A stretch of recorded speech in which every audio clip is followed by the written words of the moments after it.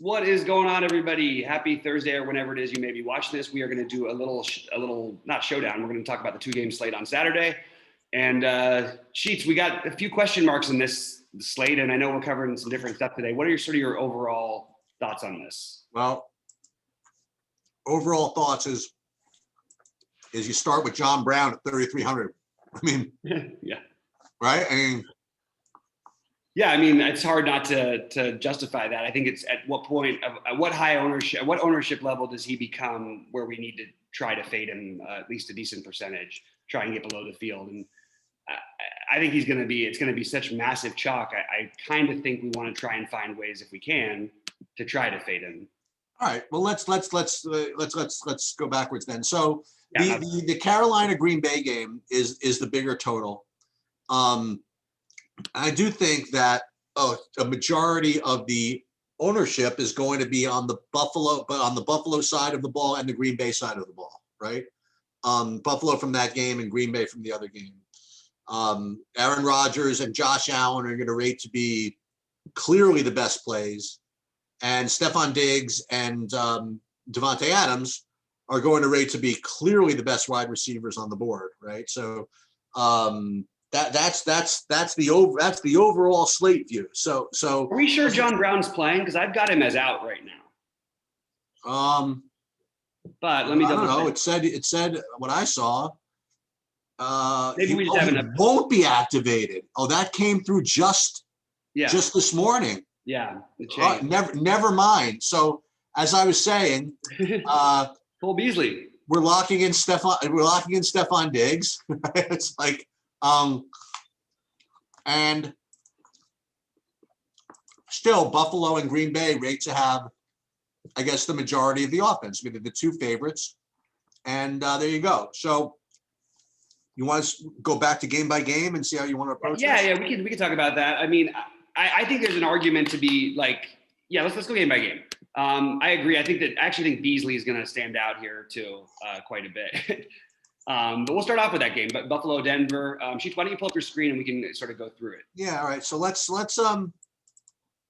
do a couple of chalk builds. Like, for example, so let's say you wanted to play Stephon Diggs. Let's say you want to stack Buffalo, for example, and you want to play Stephon Diggs, Josh Allen, Cole Beasley, run it back with, I prefer Patrick to Judy, because I feel as though that animal on Buffalo, that cornerback, is going to be on Judy. So I would prefer to run it back with either Patrick or Fance or both. That would be one build that you can make. Now, again, you could take one of those guys out if you want to play, want to try to get Devontae Adams in from the other game, but we'll worry about that later. So this all makes sense to me. I'd like to avoid, I don't know if you can get away with it, because you have to play some running backs, but I was thinking of avoiding running backs from Buffalo and picking running backs from the other three games. So that's my first, I guess, attack of this particular game. Now, again, you could, if you want to do something low owned, you could certainly do the reverse, right? You could play, and again, just to see kind of what it looks like, you could play Drew Lock, and then still avoid Judy, right? If you want to do that, you could play Patrick and Fan and run it back with Diggs that way. And that's just a little cheaper because you're getting Drew Lock at 5K, and you could play it this way. So again, as usual, the Saturday slates, they make it kind of easy for you to get what you want. Is this probably a better idea, just from an ownership perspective, is to play the Denver offense as opposed to one of the others? Yeah, I think it makes some sense. Fant certainly seems to make some sense as a cheap option at tight end. I like Hamler. I think if you're going to get, the tough corners are going to be on the other guys for the most part. I still really do like Judy. I just think the price is crazy, and I understand that he's been, hasn't done much lately, but I just think, the upside for versus price is going to come down to an ownership thing for me. But I also think that because of his price and because of where the cheap receivers that you do have options for, I think Hamler gets overlooked. Whereas on a 2-game slate, he might have been owned on a large slate at 3.5K where he was, like you had a little bit of him at 3K last week, but this week he might have even been a little bit higher, higher owned on a regular slate. And they just made all these guys so affordable. So it's really kind of hard to judge, because Gabriel Davis is another one that I feel like, on the other side, like, and Cole Beasley, they're just all way too cheap. So maybe what I would think about doing here is, one, trying to think about a way to fade Diggs. Doesn't feel good, but I think that if you're going to play multiple lineups and you're going to get a crazy chalk on a receiver, it could break, the touchdown stuff could break Davis's and Beasley's way. Diggs could still get there anyway. Josh Allen could also run it in. So I just think at crazy high ownership, I'd be looking for a reason to try and fade Diggs. And there's plenty of good cheap options. My preference would probably be Beasley, then Davis, of all these cheap guys, then Hamler, then Judy, then Patrick, personally, of everybody in this game. And I don't think I won't play Dawson Knox, but I will have interest in Fant. I'm going to play Josh Allen mostly as my quarterback. So trying to play him without Diggs alone, I think you're already getting a little bit off the board, off the chalk. And I have one really strong potential play. And I think that Philip Lindsay is a really strong play at running back. And I think that you'll get low ownership on him. He's minimum cost. The work swung back to basically a split after he'd worked himself back into the run. And it sort of has gone that way the last couple of weeks, actually. He's had 14 and 11 carries. He hasn't done a whole lot with them, but he does have explosiveness. And while he might not be in there at the goal line, he could always break a play for you, catch a pass and break one. He's got burst. We want to beat Buffalo more on the ground these days than we do in the air. And he's basically getting a timeshare with Melvin Gordon, who I like a little bit as well. But I think I would just take the 1,200 savings, the much lower ownership, and play Philip Lindsay here. What do you think about Lindsay and the running game? I think Lindsay's better than Melvin Gordon. What do you think about that? I think he is too. He's more explosive. I don't know if he's not an every down back in general, but yeah, I kind of like him better. Yeah, I like that a lot, actually. As I mentioned, the running backs are, there's Mike Davis seems to be like the easy running back to play. And then, Aaron Jones, I suppose, would be next. And after that, you're picking between, Jamal Williams and two timeshares, right? Between Denver and Buffalo. So it's not as if, you have like a lot of great options anyway. So I think between Gordon and Lindsay,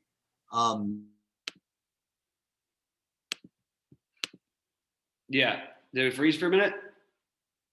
Sorry, a little technical difficulties. Sheets was talking about. I think that Lindsay's a good option between those two, between Lindsay and Gordon. You could play either, honestly. I wouldn't play them both. Yeah. But I think Lindsay is a good play, and I think it's. And again, for a 2-game slate, I think that if you have 5,200 left, it's pretty sharp to play Lindsay instead of Gordon. You know what I mean? Right. It's because Gordon is going to project a little better, and this way you play the 4K, you leave the 1,200 on the table, and why can't Lindsay outscore Gordon? Right. So that would be the way I would do it. But yeah, I mean, the more you kind of fiddle around with these lineups, I mean, you could, taking pieces of this game makes, like you said, you don't have to play. I don't know how I can avoid it. Playing Diggs. I mean, just you have to play 3 wide receivers, right? And if you don't play him or Adams, I mean, you got that's a lot of raw points, man. You're chasing if you don't have either of them. What if you play Adams? What? I said, what if you play Adams, though? I do feel like I'm going to play Adams. No, I mean, if you play, how do you not play? In my world, I don't know how you don't play them both. You know what I mean? Like if you, I see it. I know it's very doable. So I'm trying to find ways not to do it, just because it's too doable. I mean, you have a little bit different though. You play the Drew Lock angle on the other side rather than like Allen or Rodgers. So I kind of get that. Or you could play Bridgewater as another quarterback. That's to get a little bit off the chalk. But you're right, and unlike most receivers that we can say, hey, it's high variant, the receivers, who knows what they're going to do. These guys are going to get targets. Like it's just, we know that they're going to get double-digit targets most likely in this spot, right? It's almost impossible that they don't. I presume that, I guess I shouldn't presume this, but who's going to be, who's the most expensive and who's the most popular defense?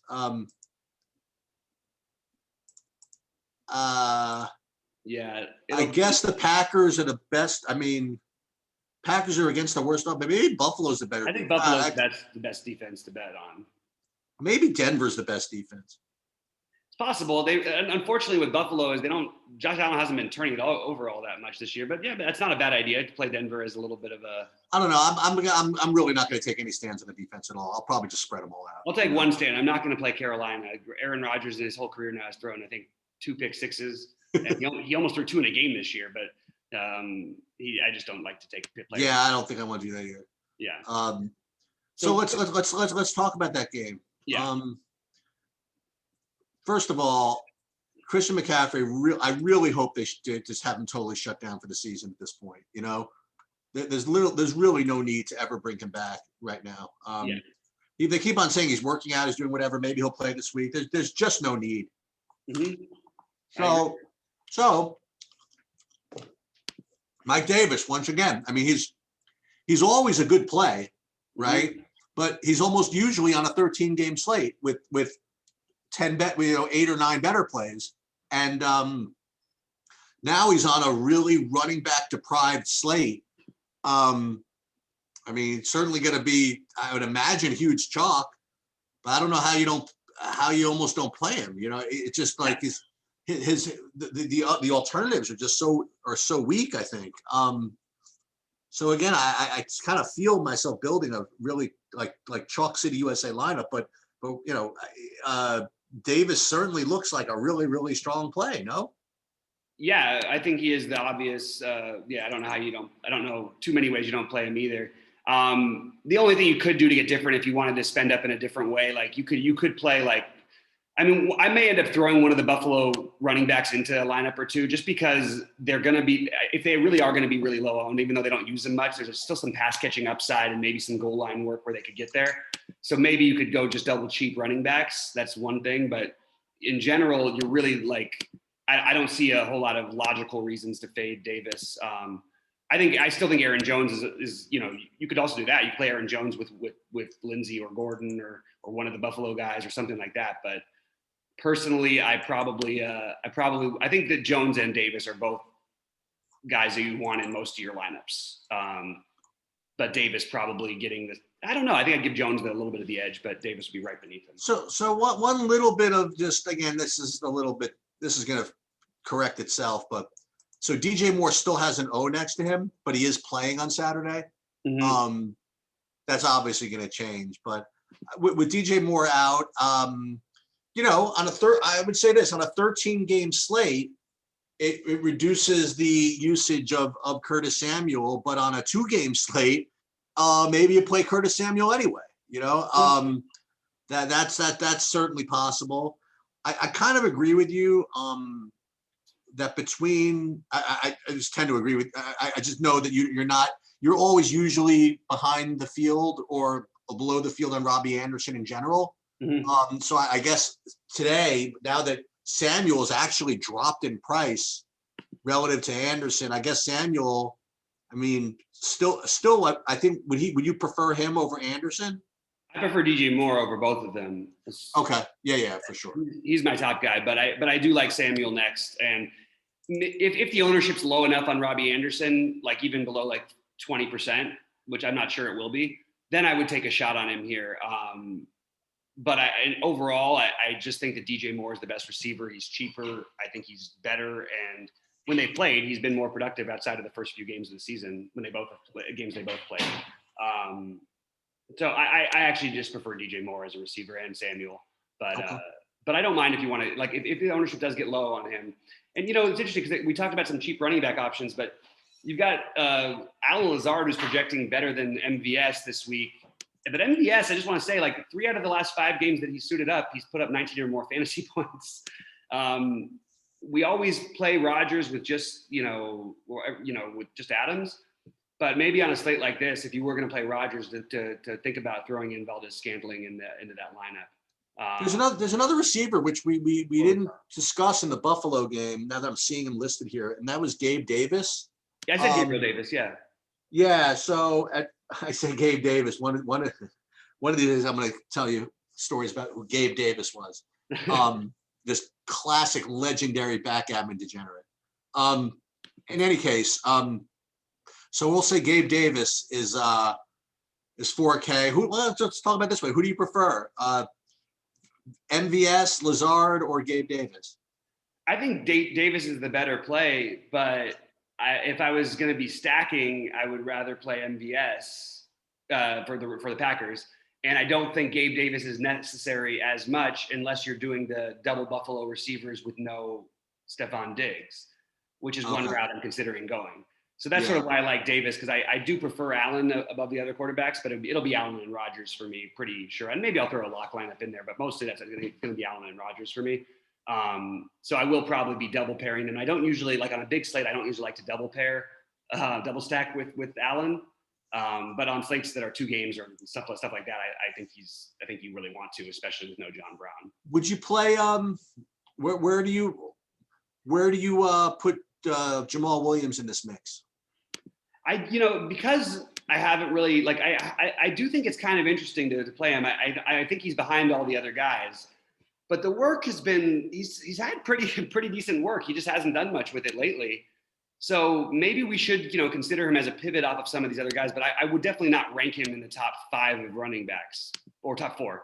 But I think there's a chance that, sure, could he outscore Singletary, Moss, Gordon, Lindsey? Absolutely.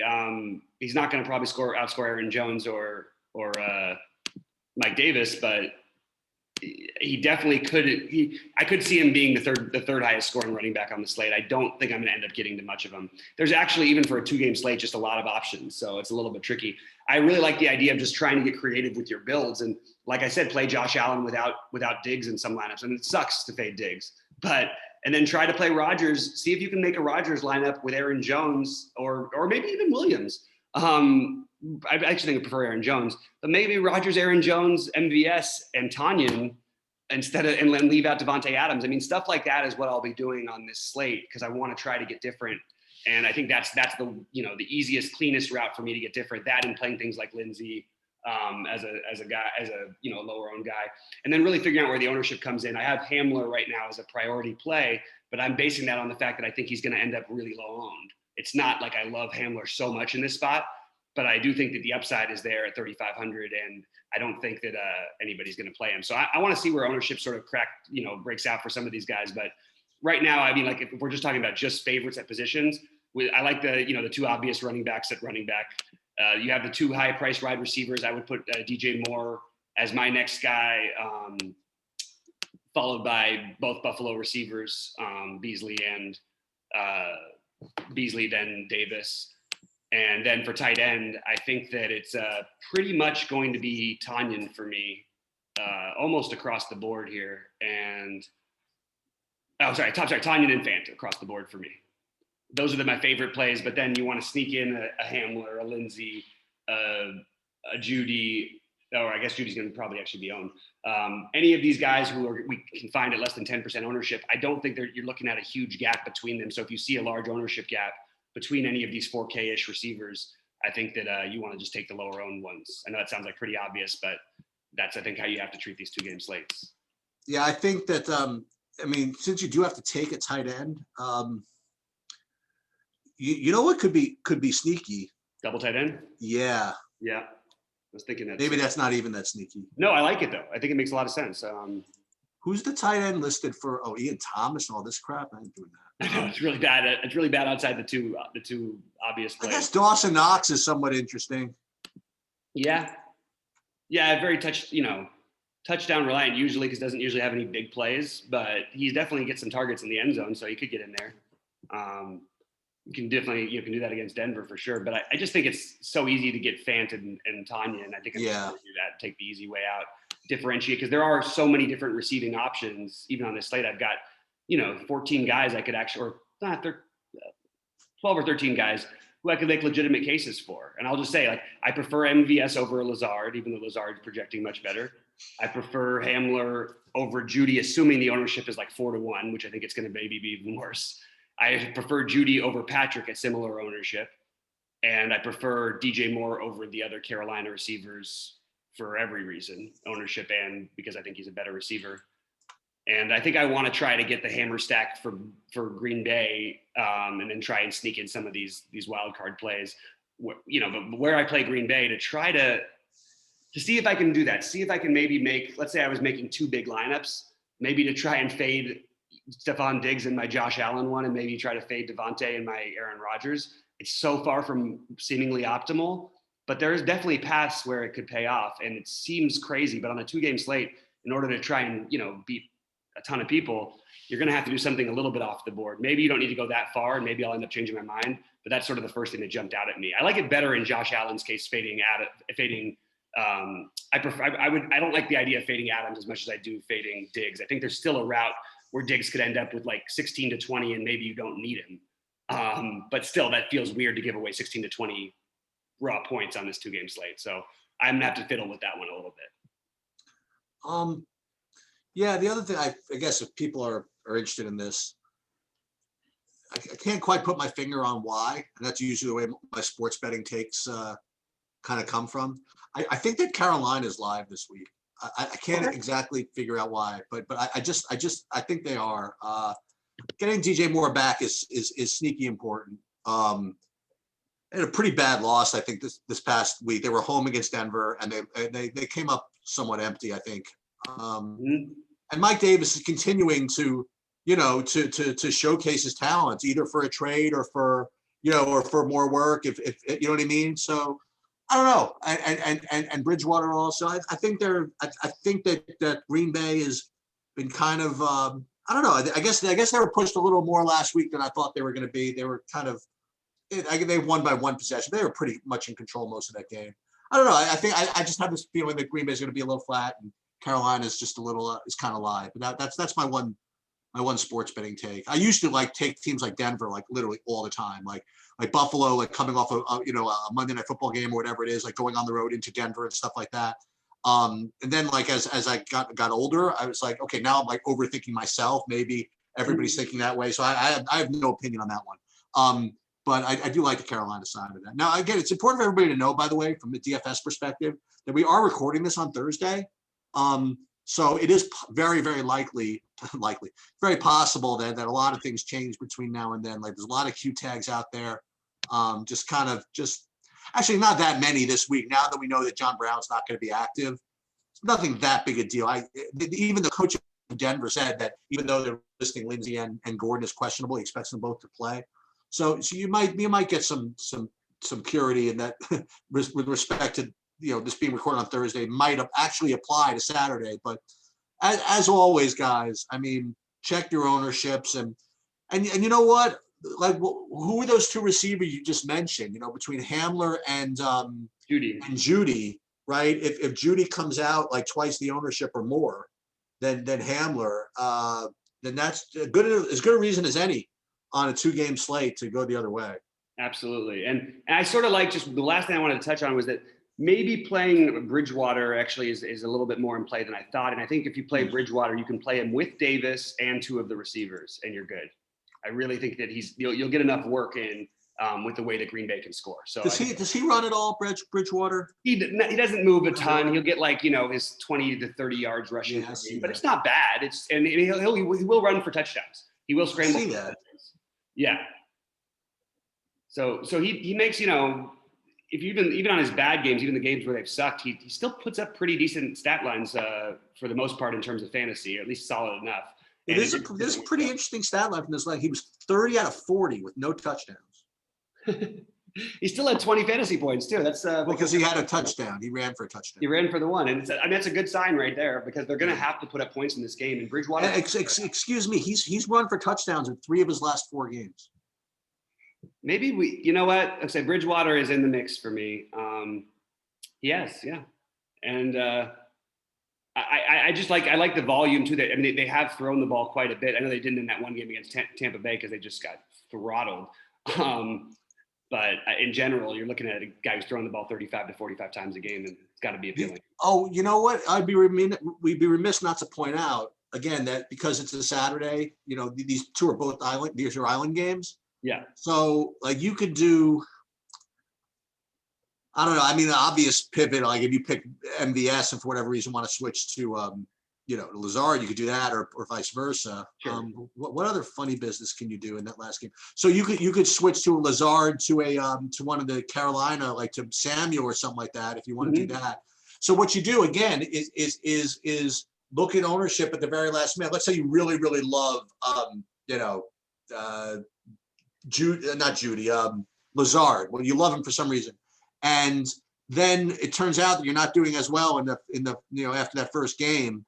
Then you could say, you know what? If Lazard's more popular than Samuel, I really don't care who I like. I have to change. Right. So again, keep that in mind with football and these island games, that you reserve the right to late swap.